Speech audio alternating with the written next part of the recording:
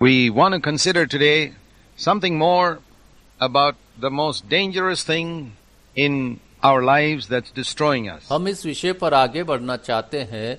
यह हमारे जीवन की सबसे खतरनाक चीज है और जो हमें नष्ट कर रही है। Sin, much worse than sickness. We've been looking at that a little bit the last few studies, but we want to look at it a little more in depth today. पाप बीमारी से बदतर, हम पिछले कुछ अध्ययनों में इस पर गौर कर रहे हैं और हम इस मुद्दे पर थोड़ा और गहराई से देखना चाहते हैं। Today we want to look at another sin which Jesus spoke about, which is not considered a sin by a lot of people in the world and even by a lot of believers. इस अध्ययन में हम एक और पाप को देखना चाहते हैं जिसके बारे में प्रभु यीशु ने बात की थी, जिसे संसार में बहुत से लोग और यहाँ तक कि बहुत से विश्वासी भी पाप नहीं मानते। In our last 3 studies, if you remember, we looked at the sins that Jesus hated the most. हमारे पिछले 3 अध्ययनों में, यदि आपको याद हो, हमने उन पापों पर ध्यान दिया जिनसे प्रभु यीशु को सबसे अधिक नफरत थी। And we saw 3 of them so far: hypocrisy, pride, and selfishness. हमने अब तक उनमें से 3 को देखा है, पाखंड, घमंड और स्वार्थ। Now in the world, hypocrisy is not hated. अब संसार में पाखंड से नफरत नहीं की जाती। Pride is not hated. Selfishness is not hated. Everybody assumes that, yeah, that's not serious. A man's pretends, so what? Or a man's a bit proud or selfish. Everybody's like that. घमंड से नफरत नहीं की जाती और स्वार्थ से नफरत नहीं की जाती। हर कोई मानता है कि यह गंभीर नहीं है। मनुष्य दिखावा करता है तो क्या, अथवा कोई मनुष्य घमंडी या स्वार्थी हो, हम कहते हैं हर कोई ऐसा ही है। So long as you keep the 10 commandments, the external good life, you're okay.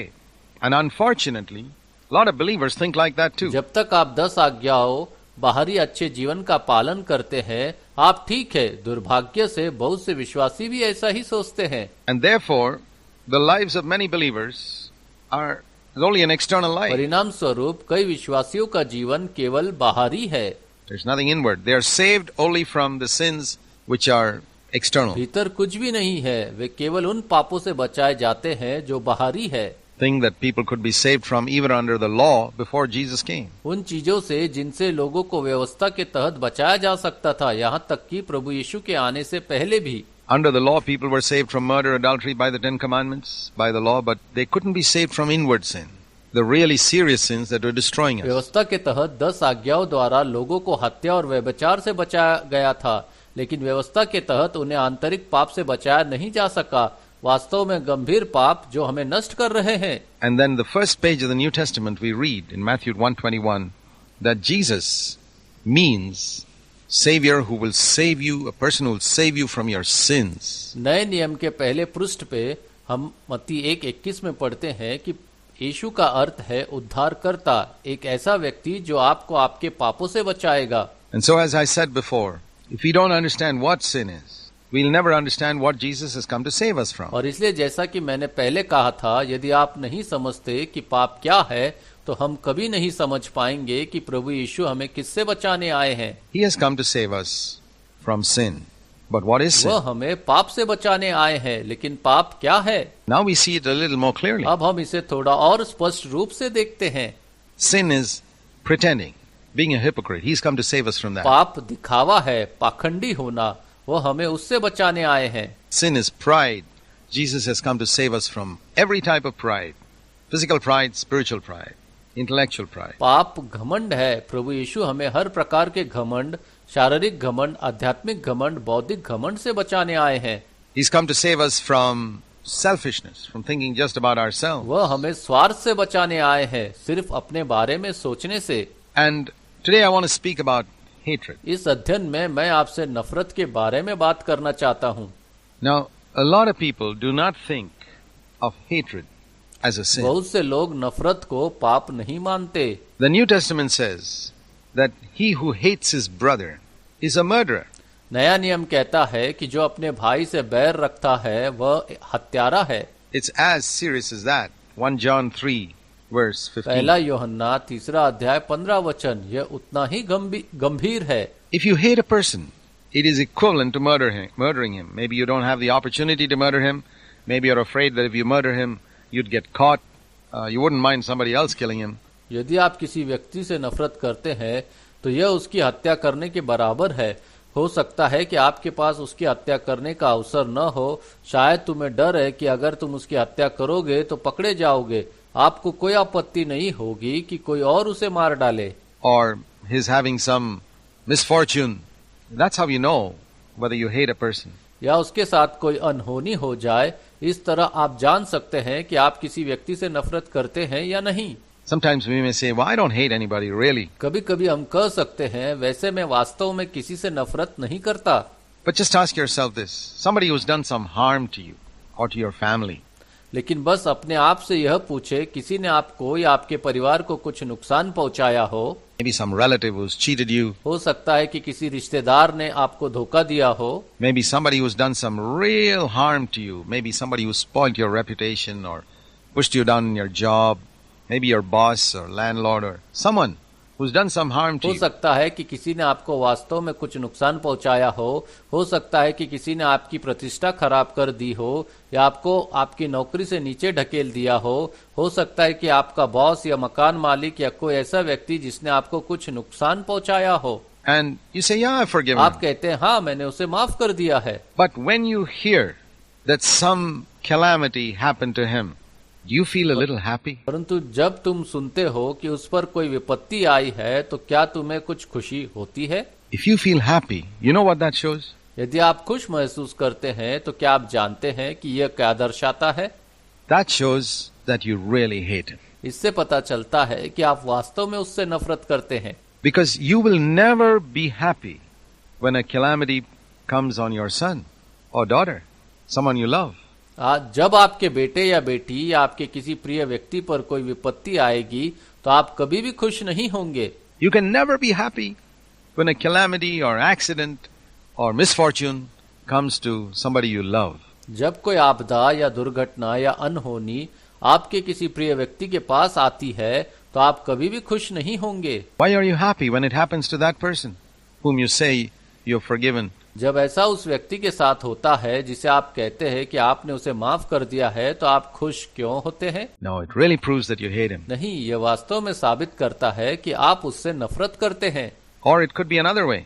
When you hear that something good happened to that man, that he got blessed in some way, he got a promotion or something wonderful happened to him, and you feel a bit unhappy. यह कोई दूसरा तरीका हो सकता है, जब आप सुनते हैं कि उस आदमी के साथ कुछ अच्छा हुआ है, उसे किसी तरह का आशीर्वाद मिला, उसे पदोन्नति मिली या उसके साथ कुछ अद्भुत हुआ और आप थोड़ा दुखी महसूस करते हैं। What does that show? That also shows that you really hate that person. तो इससे क्या पता चलता है? इससे यह भी पता चलता है कि आप वास्तव में उस व्यक्ति से नफरत करते हैं। Would you be unhappy if something good happened to your son or daughter? अगर आपके बेटे या बेटी के साथ कुछ अच्छा हुआ तो क्या आप दुखी होंगे? If your son came first in the class, would you be unhappy? यदि आपका बेटा कक्षा में प्रथम आए तो क्या आप दुखी होंगे? You'd be unhappy if somebody else's son came first in the class. यदि किसी दूसरे का बेटा कक्षा में प्रथम आए तो आप अवश्य दुखी होंगे। See, when we are unhappy at the blessing or good fortune or some happiness that comes to another person, it shows that you really don't love that person, you hate him. देखिए, जब हम किसी दूसरे व्यक्ति को मिलने वाले आशीर्वाद या सौभाग्य या किसी खुशी से नाखुश होते हैं तो यह दर्शाता है कि आप वास्तव में उस व्यक्ति से प्रेम नहीं करते, आप उससे नफरत करते हैं। So you see, hatred is pretty deeply entrenched in our hearts, and we fool ourselves by saying we don't have it. तो आप देखते हैं कि नफरत हमारे दिलों में बहुत गहराई तक बसी हुई है और हम यह कहकर खुद को मूर्ख बनाते हैं कि हमारे पास यह नहीं है। You say you're not bitter against a person, but the test is this. आप कहते हैं कि आप किसी व्यक्ति के प्रति कटु नहीं है, लेकिन परीक्षा यह है, Are you happy when something bad happens to him? जब उसके साथ कुछ बुरा होता है तो क्या आप खुश होते हैं? Are you unhappy when something good happens to him? Then you are bitter. जब उसके साथ कुछ अच्छा होता है तो क्या आप दुखी होते हैं? तो फिर तुम उसके प्रति कटु हो। You might as well face up to it. आप भी इसका सामना कर सकते हैं। This is like a scan that the Bible gives of your heart. You know, in the hospitals nowadays, they give you a scan to take a picture of what's inside your body which you cannot see. यह उस scan की तरह है जो Bible आपके हृदय का देती है। आप जानते हैं, आजकल अस्पताल में वे आपके शरीर के अंदर क्या है जिसे आप नहीं देख सकते, उसकी तस्वीर लेने के लिए आपको स्कैन देते हैं। And when the doctor looks at the scan, He says, listen, there's something wrong with you. There's a tumor there. There's a cancer there. You say, well, I feel okay. I don't feel there's anything wrong. और जब doctor scan को देखता है तो वह कहता है, सुनो तुम्हारे साथ कुछ गड़बड़ है, वहाँ ट्यूमर है, वहाँ कैंसर है. आप कह सकते हैं ठीक है, मुझे ठीक लग रहा है, मुझे नहीं लगता कि कुछ भी गलत है. Well, maybe you don't feel it, but here's a scan. There is a tumor. And you better remove it, whether you feel good or not. Otherwise it'll kill you. हो सकता है कि आपको यह महसूस न हो, लेकिन यहाँ एक स्कैन है जो दिखाता है कि ट्यूमर है और बेहतर होगा कि आप इसे हटा दे, चाहे आपको अच्छा महसूस हो या नहीं तो यह तुम्हें मार डालेगा. And I want to say to you, this is a scan of your heart's condition. मैं आपसे कहना चाहता हूँ कि यह आपके हृदय की स्थिति का स्कैन है. When you are happy with somebody else's misfortune, the scan says you got a tumor. जब आप किसी और के अनहोनी से खुश होते हैं तो स्कैन बताता है कि आपको ट्यूमर है. You better remove it. It's a tumor called bitterness, an unforgiving attitude. All these things are children of hatred. बेहतर होगा कि आप इसे हटा दे. यह कड़वाहट एक ट्यूमर है. माफ न करने वाला रवैया कहा जाता है. यह सारी चीजें नफरत की संतानें हैं. Hatred's got many children. Bitterness, jealousy, anger. These are all children that come out of the mother called hatred.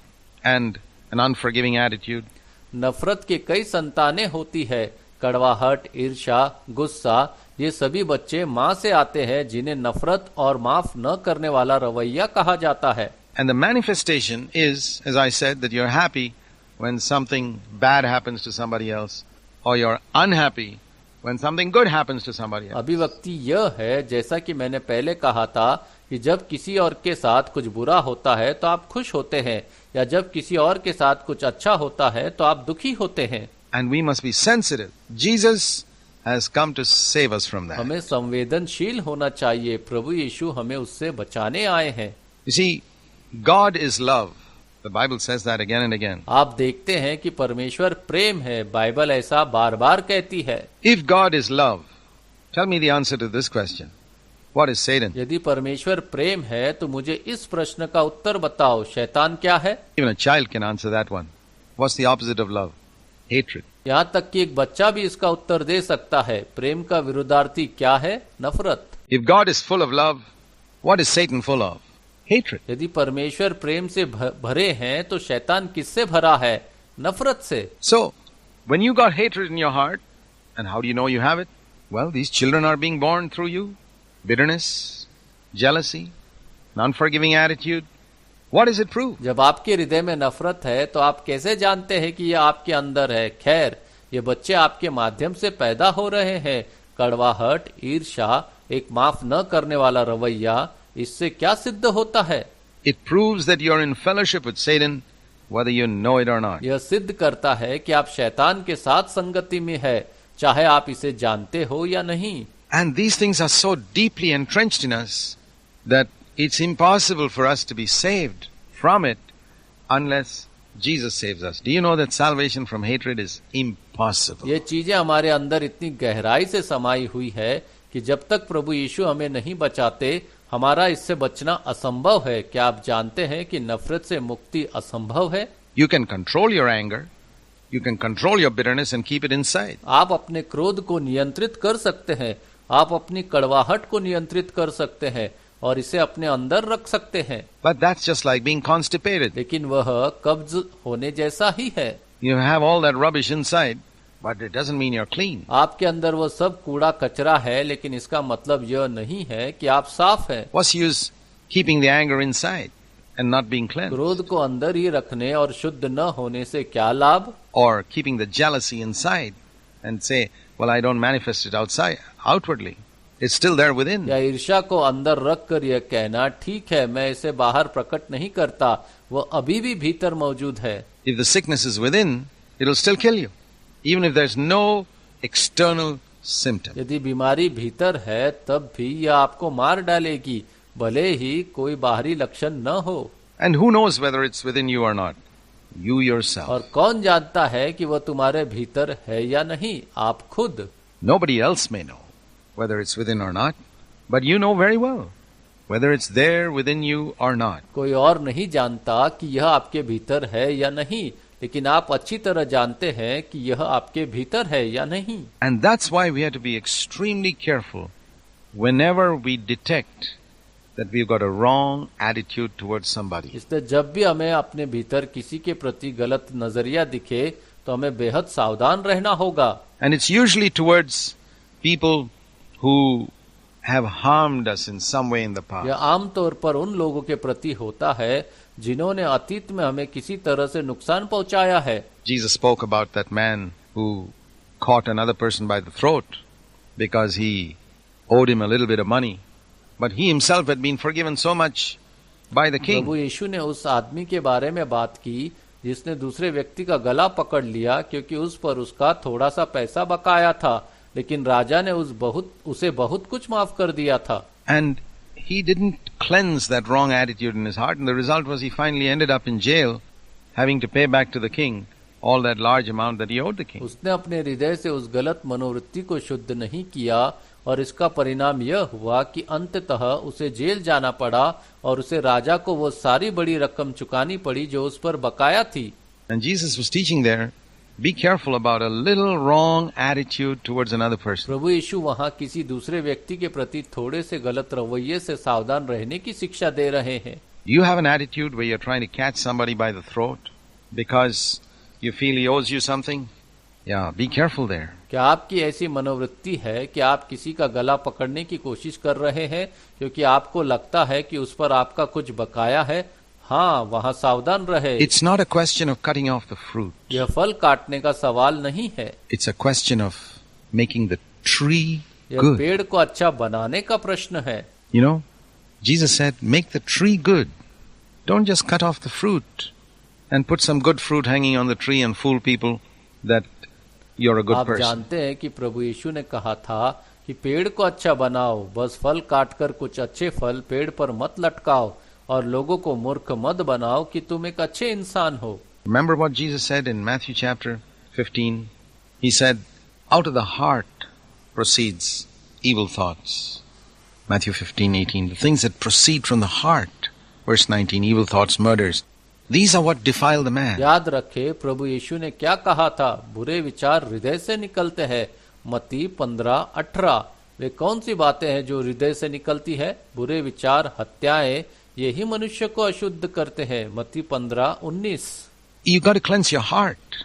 In other words, the root of the disease, the root of bitterness. आपको अपना हृदय शुद्ध करना होगा। दूसरे शब्दों में बीमारी की जड़ या कड़वाहट की जड़, The root of jealousy, the root of an unforgiving attitude towards others. That's what needs to be cleansed if you want to be pure. ईर्ष्या की जड़, दूसरों के प्रति क्षमा न करने वाले रवैये की जड़। यदि आप शुद्ध होना चाहते हैं तो इसे साफ करने की आवश्यकता है। That's what Jesus has come to save us from. As I said, it's impossible to be free from it. But Jesus can do that. प्रभु यीशु हमें इसी से बचाने आए हैं।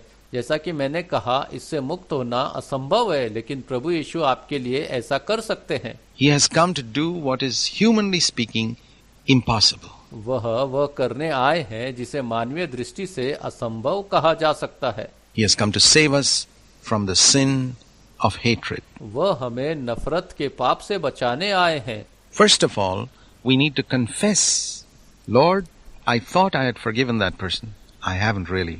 सबसे पहले हमें कबूल करना होगा, प्रभु मैंने सोचा था कि मैंने उस व्यक्ति को माफ कर दिया है, लेकिन वास्तव में मैंने ऐसा नहीं किया है। I thought I had no hatred in my heart against people, but now I realize I do. मैंने सोचा था कि मेरे हृदय में लोगों के प्रति कोई नफरत नहीं है, लेकिन अब मुझे एहसास हुआ कि मेरे मन में नफरत है। And I really want to be free. I want to partake of God's nature, which is full of love. मैं सचमुच आजाद होना चाहता हूँ। मैं परमेश्वर के स्वभाव का हिस्सा बनना चाहता हूँ जो प्रेम से भरा है। I want to have my heart cleansed of every bit of hatred and all the children of hatred. मैं अपने हृदय को हर तरह की नफरत और नफरत के सभी बच्चों से साफ करना चाहता हूँ। Bitterness, jealousy, everything. कड़वाहट, ईर्ष्या, सब कुछ। And I want to have God's nature within, one of love, overflowing in goodness, desiring good, desiring the very best for other people. मैं अपने भीतर परमेश्वर का स्वभाव चाहता हूँ, प्रेम और अच्छाई से भरपूर, अच्छाई की कामना करने वाला, अन्य लोगों के लिए सर्वोत्तम की कामना करने वाला। There is a verse in the Sermon on the Mount. Jesus said, "Blessed are those who hunger and thirst for righteousness, for they will be filled. They will be satisfied." पहाड़ी उपदेश में एक वचन है जहाँ प्रभु यीशु ने कहा, धन्य है वे जो धार्मिकता के भूखे हैं और प्यासे हैं, क्योंकि वे तृप्त किए जाएंगे, वे संतुष्ट होंगे। If you have a tremendous longing in your heart for the life of God within you, to have love and to be completely free from all hatred, you'll find that God answers your prayer. यदि आपके हृदय में, आपके भीतर परमेश्वर के जीवन के लिए प्रेम रखने और सभी नफरतों से पूरी तरह मुक्त होने की जबरदस्त लालसा है, तो आप पाएंगे कि परमेश्वर आपकी प्रार्थना का उत्तर देंगे। It depends on your longing. यह आपकी चाहत पर निर्भर करता है। It's not enough just to make a weak prayer. Yeah, Lord, I got a bit convicted today by what you said. And yeah, I know it's not so good, my attitude towards that person. That's not enough. केवल एक कमजोर प्रार्थना करना ही पर्याप्त नहीं है। हाँ प्रभु, आपने जो कहा उससे आज मैं थोड़ा दोषी हो गया। हाँ, मैं जानता हूँ कि उस व्यक्ति के प्रति मेरा दृष्टिकोण इतना अच्छा नहीं है, वह पर्याप्त नहीं है। You won't be free. You'll be free only if you have a tremendous longing to be free. आप मुक्त नहीं होंगे, आप तभी मुक्त होंगे जब आपके अंदर मुक्त होने की जबरदस्त लालसा होगी। Oh God, this is an evil thing. Just think if you discovered you had AIDS or leprosy. How you would long to be free. You'd go from one doctor to another, one hospital to another, desperate to be free. हे प्रभु, यह एक बुरी बात है। जरा सोचिए, अगर आपको पता चले कि आपको एड्स या कुष्ठ रोग है, तो आप मुक्त होने की कितनी इच्छा करेंगे। आप मुक्त होने के लिए बेताब होकर एक डॉक्टर से दूसरे डॉक्टर, एक अस्पताल से दूसरे अस्पताल जाते रहेंगे। When you have that type of desperation to be free from this sin of hatred and all its manifestations, Jesus will set you free. जब आप में नफरत के पाप और उसकी सभी अभिव्यक्तियों से मुक्त होने की उस प्रकार की लालसा होगी, तो प्रभु यीशु आपको मुक्त कर देंगे।